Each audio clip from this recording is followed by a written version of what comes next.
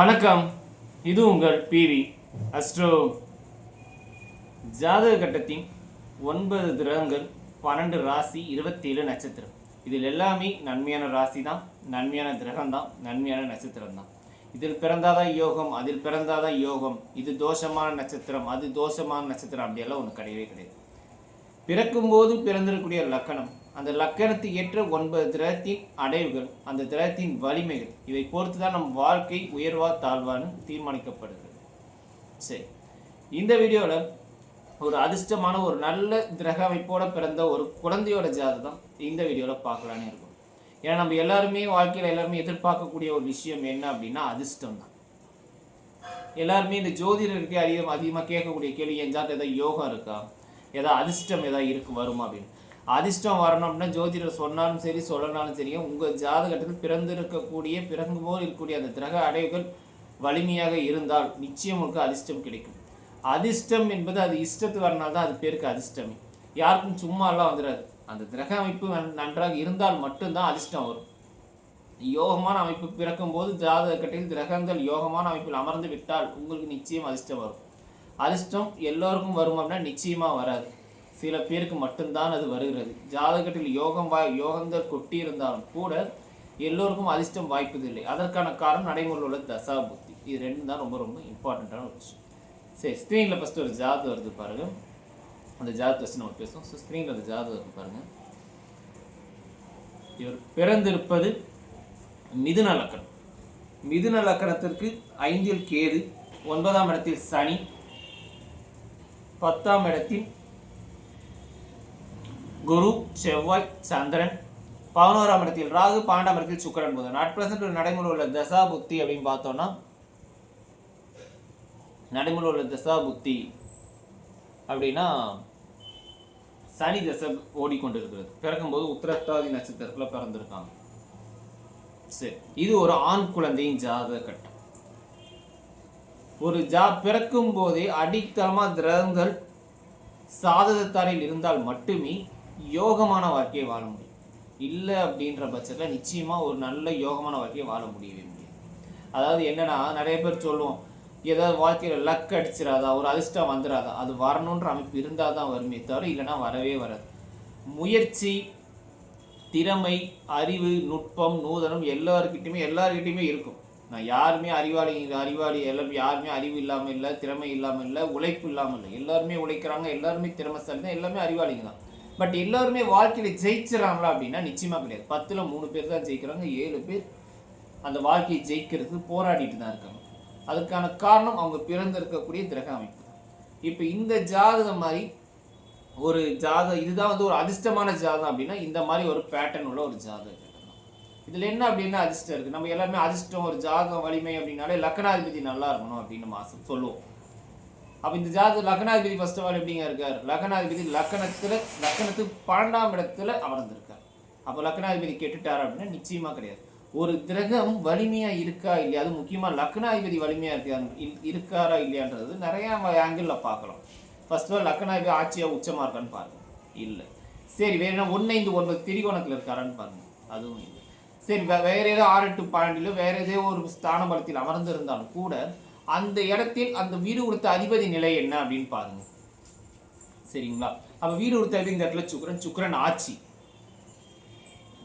சுக்கிரன் ஆட்சி அப்படின்றது அந்த புதனுக்கு யோக கிரகம் சொல்லக்கூடிய சுக்கிரனோட வீட்டிலே அமர்ந்து சுக்கிரனோடைய பின்னப்பட்டு அந்த லக்னாதிபதி.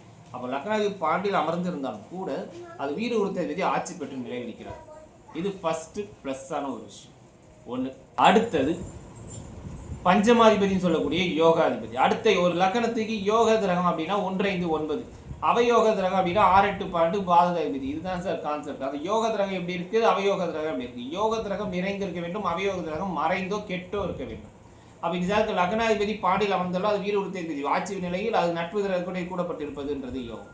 ரெண்டாவது பஞ்சமாதிபதி முதல் தர யோகாதிபதி சுக்கிரன் பாண்டியில் மறைந்திருந்தாலும் ஃபர்ஸ்ட் ஆஃப் ஆல் ஆட்சியாக தன் வீட்டில் ஆட்சியாக தான் இருக்காரு. இது சிறப்பு. அந்த இடத்துல லக்னாதிபதியுடன் கூடியிருப்பது அப்படின்றது மறு சிறப்பு. இது ஒன்று. அடுத்தது இன்னொரு யோகாதிபதினு சொல்லுவது மிதுன லக்னத்தை பொறுத்த வரைக்கும் யாருன்னா சனி தான்.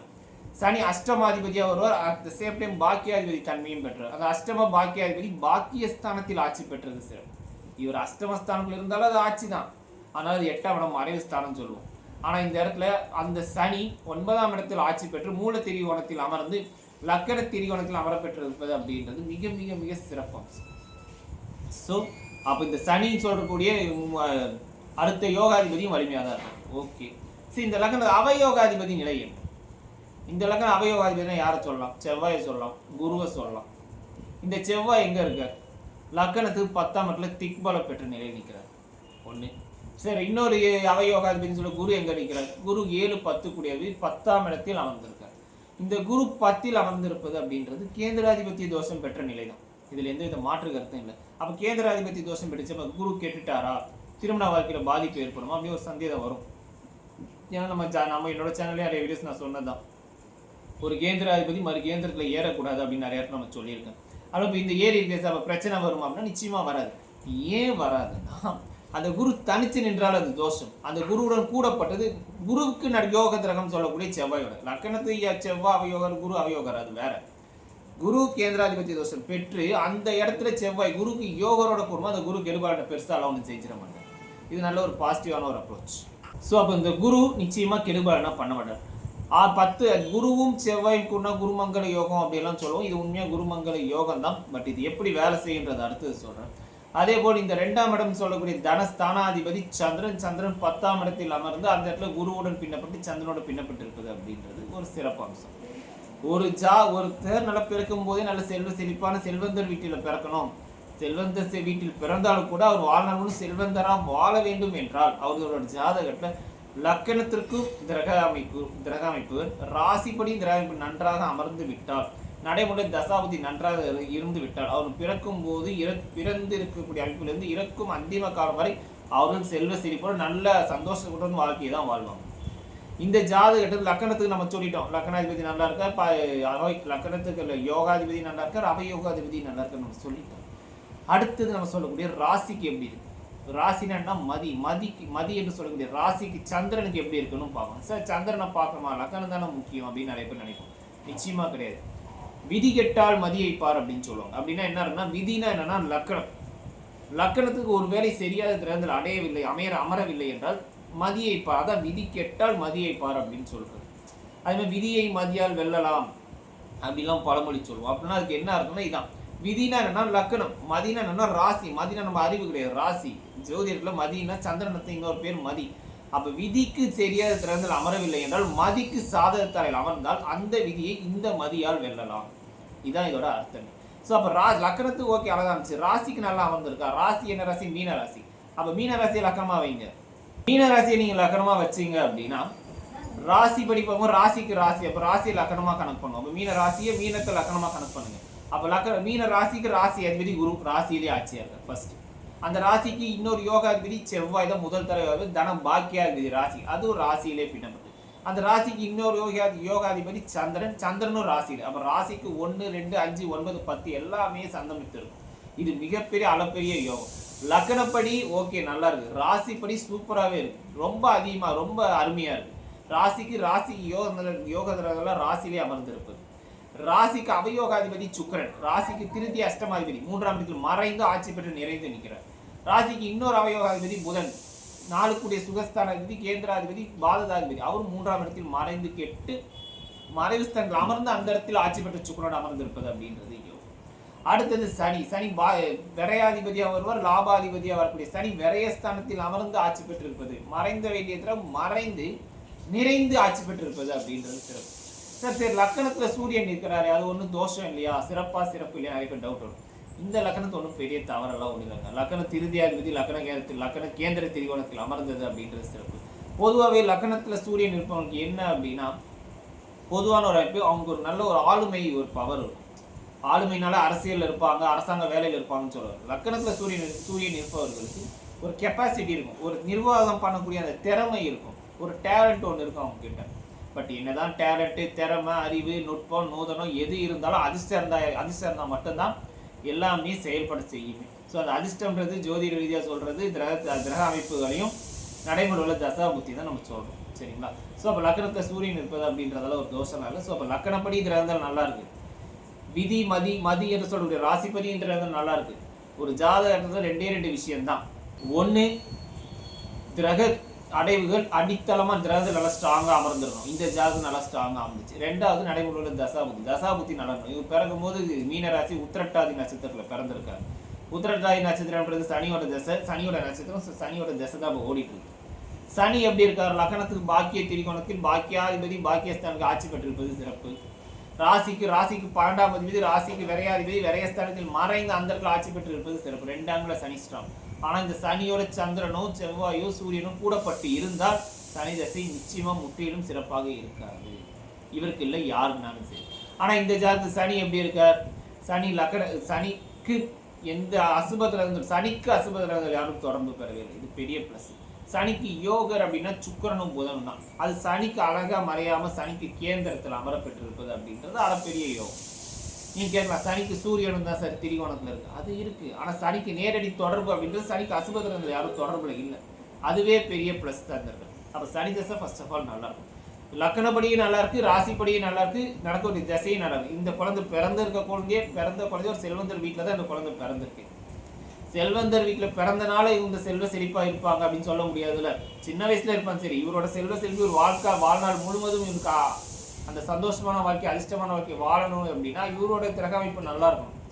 எத்தனையோ பேர் வீட்டில் பிறக்கும்போது கோட்டீஸ்வரனா இருப்பாங்க. ஆனால் அவர் சுயமா சம்பாதிச்சு பெரிய ஆள் ஆகும்போது கஷ்டப்பட்டு இருக்கிறத இழந்துட்டு நடுத்தெருவில் வந்த நபர்களை நம்ம நிறைய தெரிஞ்சவங்க நம்ம கேட்டிருக்கோம். அதுமாதிரி ஏழை எளிய வீட்டில் பிறந்து எத்தனை பேர் சொந்த சுய முயற்சினால் பல கோடியை சம்பாதிச்சவர்களையும் நம்ம நிறைய பேர் பார்த்துருக்கோம். ஸோ அந்த மாதிரி இப்போ செல்வந்தர் வீட்டில் பிறந்தாலும் இவர் வாழ்நாள் முழுவதும் செல்வ செழிப்போடு இருக்குமா அப்படின்னா அந்த நடைமுறையில் தசாபுத்தி நல்லா இருக்கும். அப்போ இவர் ஜாதகம் நடக்கக்கூடிய சனி தசை முடிஞ்ச அடுத்து வர புதன் லக்னாதிபதி பாண்டியில் மறைந்தாலும் கூட சுக்கிரனோட பார்வை, சுக்கிரனோட சேர்க்கைப்படி வீடு உறுதி ஆட்சியாக இருக்கிறார். இது ஃபர்ஸ்ட்.